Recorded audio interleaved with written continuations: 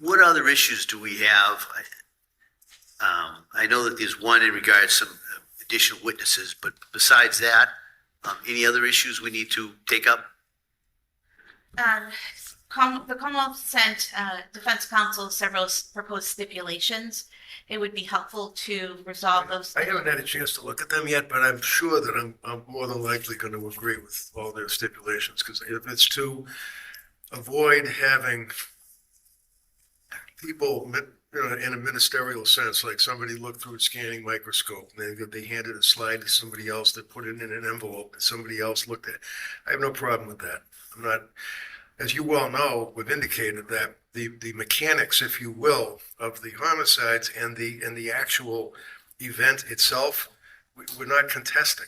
This is why you've already heard me complain about the autopsy photographs and all the gruesome stuff we're going to have to live through. But it's to their stipulations, I'm more than willing to stipulate to avoid having all these witnesses. And just so the court's aware, they are witnesses, as defense has described, mostly laboratory witnesses. It would save calling 31 people. Yeah. So. All right, and that's kind of what I figured was coming. So that's I'll anticipate that there's going to be a fair amount of stipulations that'll be done. I'm not going to hold anybody to it at this point till we get the specific language in it.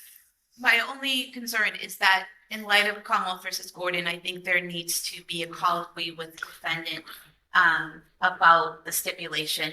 And I haven't done one myself, so I don't have a model for the court. I'm not sure if other judges have done it at this point, but that's something, I think it would be something along the lines of other similar waivers of a constitutional right, but. When someone stipulates to an element. Right. Yeah, so I'll either borrow one or draw one up. So I think that's a good idea. All right. I know that there was still a couple of remaining discovery motions that were kind of floating around. Do we need to address any of those? Mr. Reddington?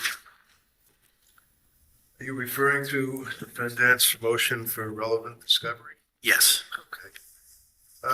For the record, I would note, run at paragraph 1, I'm looking for automatic mandatory discovery. I believe the government has been very effective in providing me with discovery. I mean, when there's a witness that's interviewed, they send me a copy of the interview. If there are notes, they send me copies of the notes, so I don't have any problem with that. I don't believe that there are any unusual issues that have been flagged on this motion, and I would ask if the court would entertain allowing paragraph 3, which is potentially exculpatory evidence, only because I know the case law. Not that I doubt that they would provide me with exculpatory evidence, but I believe I have to have a motion allowed for the record to have it in play as far as the government's obligation that they recognize, and I respect the fact that they do and expect that they would. But nevertheless, I would ask that you allow motion for exculpatory evidence, as well as motion for statements of the defendant. And again, I don't anticipate that there are extensive statements of Ms. Clancy to law enforcement. I don't believe there are literally any. And I'm well aware I have the discs of the government's doctors interviewing her, so I've already got that, but I would ask you to allow that motion as well. Commonwealth? So if I'm understanding correctly from this motion, defense is just asking for the allowance of paragraph 3 and then any statements of the defendant. Is that correct? That's correct. Yep. So I have no objection to statements of the defendant. We've provided those, and if any come to light, we will of course turn those over, but I don't expect any. In terms of paragraph 3, my concern with paragraph 3 is the last paragraph. The last couple of sentences where it says the new Rule 14 also requires the Commonwealth to inquire of each witness, officer, and agent and agency as to whether they know of or possess any exculpatory evidence. And then that last sentence, the defendant requests this court order the Commonwealth to produce each and every inquiry and each and every response. I would narrow that, if I could interrupt you, I apologize. I would narrow that to, in the event that there are statements that disclose exculpatory evidence, the government would then advise the defense. They don't have to notify me of every single person they've talked to. Well, so I made a note of that. I was wondering the definition. I'm going to make a suggestion. Maybe if the three of you kind of come to an agreement as to that language, and then I'd allow that as to make the endorsement that reflects the actual agreement instead of just kind of a blanket one that the parties may later disagree with what was meant. So I'll allow that pending the proposed language. All right. So that would just be paragraph 3, Paragraph 3, and also regarding the statements of the defendant. which I don't think is its own paragraph in here. Is that correct? I'm sorry? What?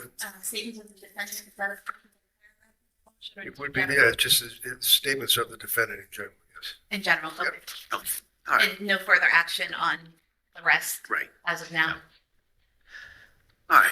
Right, this is a discovery motion filed as well where it's a request for a 17B2. Looking for state police troopers, local police detail to sit at defendant's hospital room.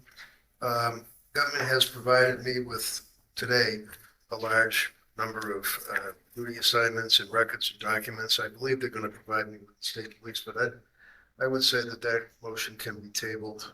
They're not Right. compliant with that. So I'll take no action on that. I think that's pleading number 113 for motion discovery under 17B2. Correct. All right. So there'll be no action taken on that. Okay. All right. And then I think the only other issue that we need to take up is the defendant's motion that was filed. No, there are a couple more. Oh, there are. Sorry. Yeah, very briefly, Ren, as counsel had already indicated, on the document titled Joint Pretrial Memorandum, Oh, yeah. Okay. the government said an agreed statement of facts to be read to the jury, basically alleging on January 24th, 23, the defendant strangled her 3 children, naming them and their ages, with exercise bands in the basement of their home, thereby murdering them with deliberate premeditation and extreme atrocity and cruelty. And that's the extent of what would be referred to as the agreed statement of facts by the government. I then submitted a request that Your Honor would consider adding